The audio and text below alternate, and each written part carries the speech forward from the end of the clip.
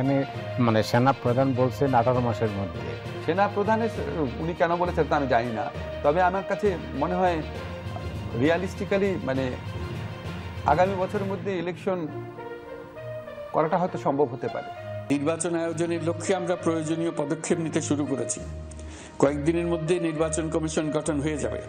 তারপর থেকে নির্বাচন আয়োজন করার সমস্ত দায়িত্ব তাদের উপর বর্তাবে। আপনাকে নির্বাচনের জন্য যে সরাসরি যে প্রস্তুতি, নির্বাচন কমিশন গঠন, তারপর ভোটার তালিকা প্রণয়ন, মানে হালনাগাদকরণ, এই সব কাজগুলি তো করতে হবে। এবং নির্বাচনটা করার জন্য আমরা জানি যে আমাদের সরকারকে আমলাতন্ত্রের সহায়তা নিতে হয়, পুলিশ বাহিনীর সহায়তা নিতে হয়।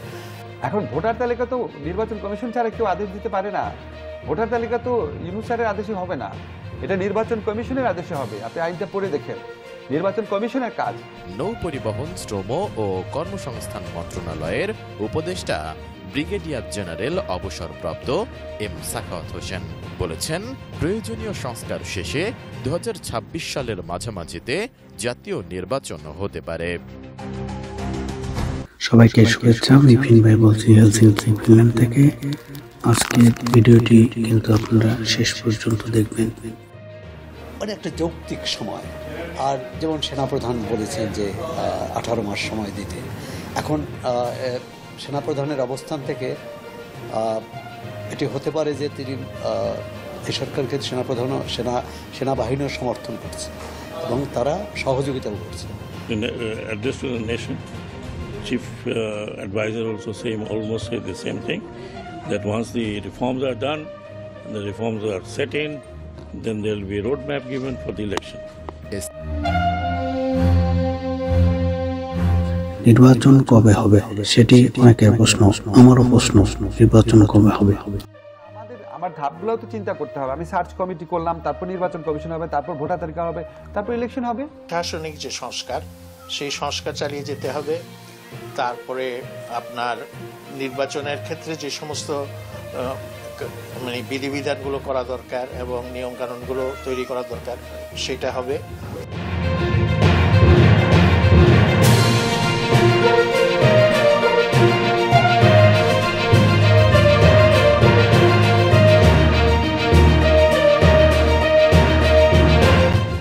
এখানে সময় নির্ণয়, এটা অঙ্ক কষে বলা যাবে না।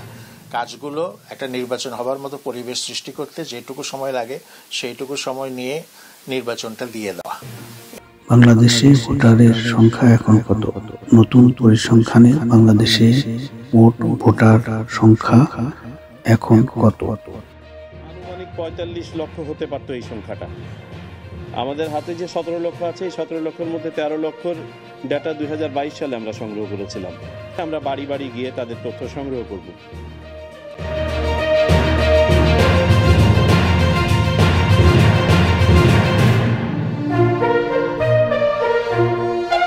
এমনকি আইন শৃঙ্খলা রক্ষায় ম্যাজিস্ট্রেসি পাওয়ারও তাদের হাতে দেওয়া হয়েছে। সুতরাং তারা হয়তো মনে করছে যে 18 মাসের পর তারা আর এই দায়িত্ব পালন করছে না। সেই সরকারও অনির্দিষ্টকাল থাকতে পারে না, কারণ এই সরকারটা নির্বাচিত নয় এবং যতদিন তারা ক্ষমতায় থাকবে তাদের ভুলভ্রান্তি হবে, দোষ ত্রুটি ধরা পড়বে, ফলে তারাও জনপ্রিয়তা ক্ষয়ের দিকে যাবে। এই বাদ পড়া ভোটাররা ছাড়াও আমরা 2025 সালে যারা ভোটার হবেন, অর্থাৎ 2026 সালের 1 জানুয়ারি পর্যন্ত যারা ভোটার হবেন, তাদের তথ্য আমরা বাড়ি বাড়ি গিয়ে সংগ্রহ করব।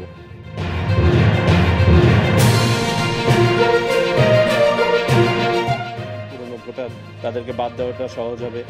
কোথাও কোনো ডুপ্লিকেশন থাকলে বা অপরাপর কোনো ধরনের ডিসক্রিপেন্সি থাকলে সেগুলো আমরা হয়তো কাটিয়ে উঠতে পারবো। প্রথমবারের মতো প্রবাসী বাংলাদেশিরা পোস্টাল ব্যালটের মাধ্যমে যাতে তাদের ভোটাধিকার প্রয়োগ করতে পারে সে লক্ষ্যেও সরকার যে কাজটি করছে যে রাষ্ট্রকে কত দ্রুত অগণতান্ত্রিক ধারা থেকে গণতান্ত্রিক ধারায় ফিরিয়ে নেওয়া যায়, আর সেক্ষেত্রে নির্বাচন নেওয়ার এবং সেই নির্বাচন হতে হবে সব দলের অংশগ্রহণ। শেখ হাসিনা দেশ ত্যাগের পর ডক্টর ইউনূস সংস্কারে ব্যস্ত, নির্বাচনেও সংস্কার প্রয়োজন।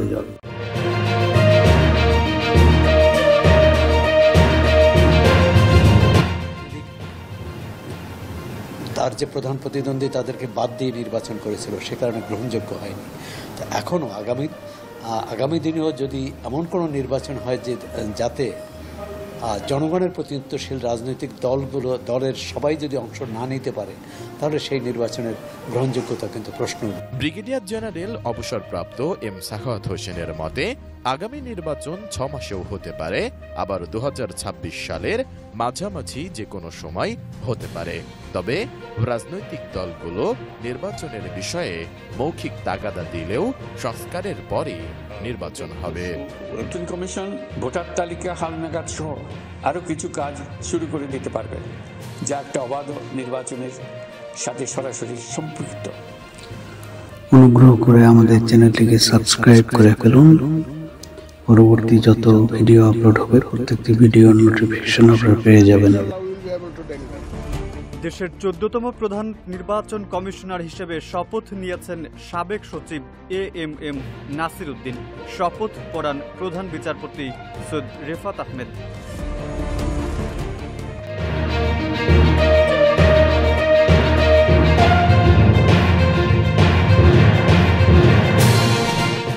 কমিশনার বলেন, জনগণের সহযোগিতা লাগবে, রাজনৈতিক দলগুলোর সহযোগিতা লাগবে, সবার সহযোগিতা নিয়ে আমরা এই জাতিকে একটি ফ্রি ফেয়ার এবং বিশ্বাসযোগ্য নির্বাচন উপহার দিব। আমি মনে করি যে অন্তর্বর্তী সরকার এটি নিশ্চিত করবে যে সব দলের অংশগ্রহণ যাতে এই নির্বাচনে থাকে। আগামী নির্বাচন নিয়ে আপনারা কে কি ভাবছেন অনুগ্রহ করে আমাদেরকে কমেন্টসে জানাবেন। যে একটা নির্বাচন কমিশন গঠন করে দিলেই নির্বাচন আয়োজনে আমাদের দায়িত্ব শেষ। রাষ্ট্র ব্যবস্থায় সংস্কার আমাদের এই সরকারের অন্যতম অঙ্গীকার। এটি এই সরকারের প্রতি একটা চাপ, একটা অনুরোধ। আবার সরকারকেও ভাবতে হবে যে বেশি দিন এই অনির্বাচিত সরকার যদি থাকে, এখন যে মানুষের উল্লাস আছে, যে মানুষের উচ্ছ্বাস আছে, কিছুদিন পরে সেটা থাকবে না। তিনি বলেন, কেউ বলছে সংখ্যানুপাতিক প্রতিনিধিত্ব, আবার কেউ বলছে আগের সিস্টেমের চলমান নির্বাচন। 2 ডিসেম্বর নৌ পরিবহন মন্ত্রণালয়ের উপদেষ্টা ব্রিগেডিয়ার জেনারেল অবসরপ্রাপ্ত এম সাখাওয়াত হোসেন বলেছেন, নতুন নির্বাচন কমিশন গঠিত হয়েছে, তাদের সংগঠিত হয়ে কাজ করতে দিতে হবে। আর নির্বাচন কমিশনই বলতে পারবে সংস্কার শেষে কখন কি করা যাবে। নির্বাচন নিয়ে আলোচনা করার এখতিয়ার তাদেরই, আমাদের এখতিয়ার বলে মনে করি না। নির্বাচন কমিশন সংস্কারের অপেক্ষার কথাও বলেন নাসির উদ্দিন। তিনি বলেন, কোথায় কোথায় রিফর্মের দরকার হবে সেটা আমরা পাবো, কারণ যেহেতু একটা সংস্কার কমিশন কাজ করছে নির্বাচন কমিশন সংস্কার করার জন্য।